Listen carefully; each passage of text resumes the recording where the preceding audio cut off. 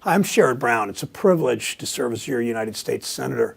My thanks and congratulations to Kenyan's new president, Sean Decatur. I look forward to working with you, President Decatur, as you settle into your post. Thank you also to Dr. Thomas Caraco for your work in organizing this conference. I want to recognize Neera Tandon and the good work that you do with the Center for American Progress, one of the great organizations in this country. We recently hosted a press conference called Together on the Need to Raise the Minimum Wage.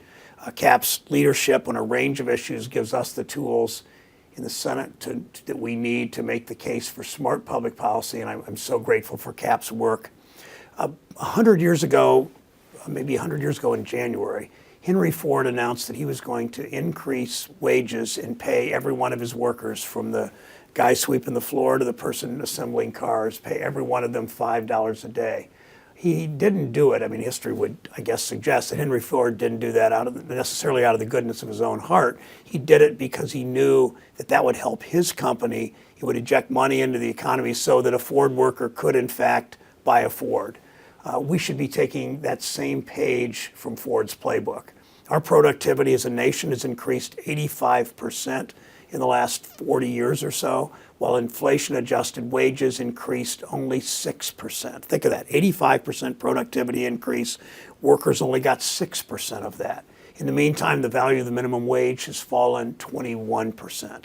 As our workers help their companies and in turn our economy become more productive, they deserve to be paid a living wage. But in the aftermath of the recession, too many new job openings are low-wage jobs. That's why the Fair Minimum Wage Act, raising the minimum wage to $10.10 an hour, makes sense.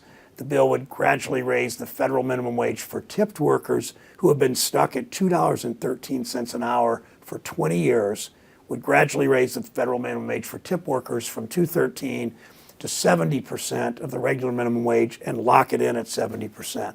Raising the minimum wage would increase GDP by more than $25 billion. That's along the lines of Henry Ford's idea. But that's just the first step. We know that jobs in Ohio manufacturing have strong multiplier effects, that manufacturing innovation are linked to creating 21st century jobs. My Revitalize American Manufacturing Innovation Act, a bipartisan bill, would enable businesses and research institutions to access the tools needed to compete in the global economy. By helping workers out-innovate the rest of the world, we create thousands of high-tech, good-paying manufacturing jobs. Henry Ford said, if everyone's moving forward together, success takes care of itself. By working together to raise the minimum wage, to expand our manufacturing base, we continue moving forward. Thanks for inviting me to speak. Most importantly, thank you for discussing these critical issues.